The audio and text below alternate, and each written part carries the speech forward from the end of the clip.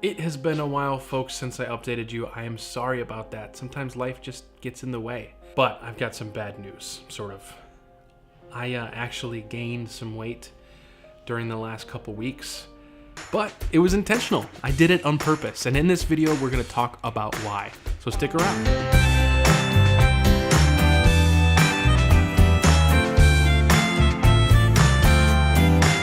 So I mentioned that I gained some weight over the last couple weeks. Not completely, I haven't gained weight since the last weigh-in, but I lost some weight for that next week, and then I gained a few pounds, and then I've lost some more since then. The reason for that is twofold. The first is that it was my birthday. I wanted to celebrate. I didn't want to just sit at home, not eat, not to go out and celebrate, so I decided to take 2 days off of my diet and celebrate.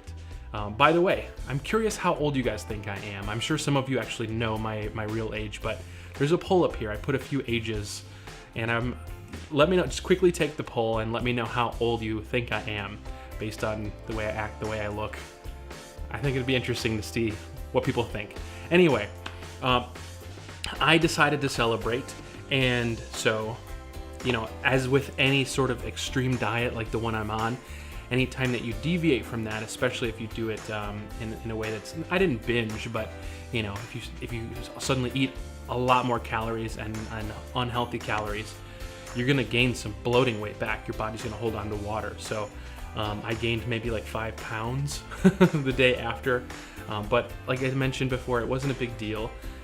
The other reason I decided to do this is because it was sort of the halfway mark between the 60 days. It was about 30 days into it, maybe a little bit after. And I wanted to just sort of give my body a reset. It's not the traditional reset like you think of where, you know, someone's eating unhealthy and then they reset with a cleanse or whatever it is. It's the opposite of that. So I've been pushing my body to the proverbial limit with calorie intake and exercise. Not with exercise, I've been pushing my body to the limit with exercise. No. But I've been consuming an incredibly small amount of calories compared to the normal huge amount of calories that I was consuming leading up to this journey. So I just think, and when I've done this in the past, it's good to give your body sort of a break and sort of confuse it. So our bodies, their whole goal is to become efficient with calories. And what I mean by that is that your body wants to be able to survive on the least amount of calories. And so if I'm surviving on 3,000, 4,000 calories a day, and then all of a sudden I cut that in half, now my body is struggling for a few weeks to survive because it's used to surviving on 4,000 calories, and now I'm only giving it 2,000, and it's like, holy crap, this is half of what I normally have. This is half of the fuel that I normally have to run this body. And so it learns and it adapts. And then once it does, it becomes just as efficient with those 2,000 calories as it did with those 4,000 calories. And that's why you see people who are runners who maybe aren't in great shape, meaning that they couldn't do a pull-up or they couldn't, do heavy squats or something like that. It's because their bodies are extremely efficient at burning calories. They could run 26 miles and their bodies would only need the amount of calories that maybe a normal person would need to run 1 mile. That's probably an exaggeration. There's no science behind that. But the point remains that when you are extremely fit, your body becomes efficient, and it can use less calories, less fuel to run itself. And so my body has become used to less calories to have it run.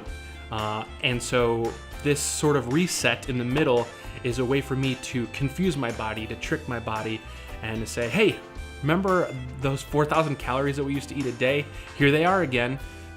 Do what you will with this. And then my body's like, oh, hey, whoa, look at all these extra calories. So I remember this. I remember using all of these calories to make the body run.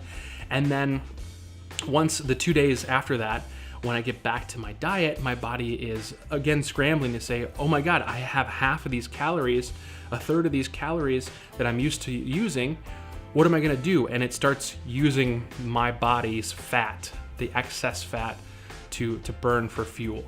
At least that's the idea. I'm sure there's someone with extra science that can get into more of this, but from all of my research over the last 8 years, 9 years, whatever it is, 10 years almost, gosh. this is what I have understood, and this is what's worked for me. So the caveat to all of this is that I know my body really well. I live in my body. I've experimented with different things with my body, and I know it very well, but I don't know yours.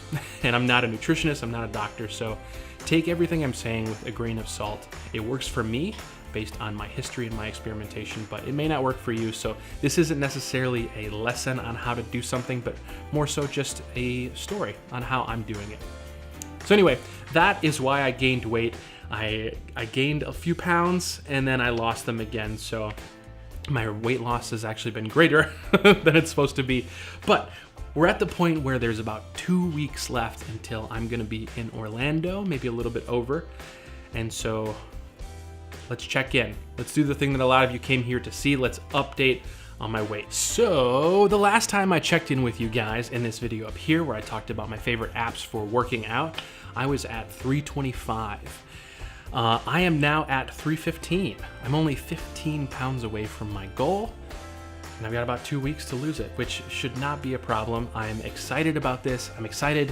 And again, just to remind all of you, this whole weight loss, the weight portion of this, is just a way for me to keep track of it. The whole goal is actually for me to lose size so that I can ride the Gringotts ride at Universal when I'm down there in 2 weeks. So my weight in the grand scheme of things doesn't really matter, but it's the easiest way for me to quantify the size loss without getting out a tape measure and measuring myself every day. It's easier just to step on the scale. So I'm at 315, which is great. I'm gonna keep going. Next week, I think, I know I promised this week we're gonna look at some food. I think not next week, later in this week, I'm gonna give you guys an extra video because I skipped a few, and we'll talk about what I've been eating. So what I have every day for breakfast, what I've been eating for lunch, and what I've been drinking to stay hydrated, and some extra stuff that I indulge in when I'm feeling good about myself and I want something a little sweet. So make sure you're subscribed so that you can see when that video comes out later this week, and turn on the notification bell because YouTube doesn't always notify you when a new video comes out without it, which is stupid, but you know, if you want to see the video, make sure you turn on the notification bell. And that's it for today. I hope that you found this video helpful, and I hope that it wasn't too confusing or long-winded. I really sort of get into this stuff, and I like thinking and looking into the science of it rather than you know, fads and things like that and things that are supposed to work. Let's look at how our bodies actually work and how they react to things that we do to them, and then, you know, plan accordingly based on that. That's what works for me, and I hope that more people adopt that, because science is science. I'm excited about this. Only 2 more weeks to go, and the other thing I didn't mention is that I'm gonna be road tripping down for 4 days leading up to that, so I will definitely be making a video on how to get some exercise and to eat healthy on a road trip when you're not at home and you don't have a kitchen to prepare food. So I'm excited.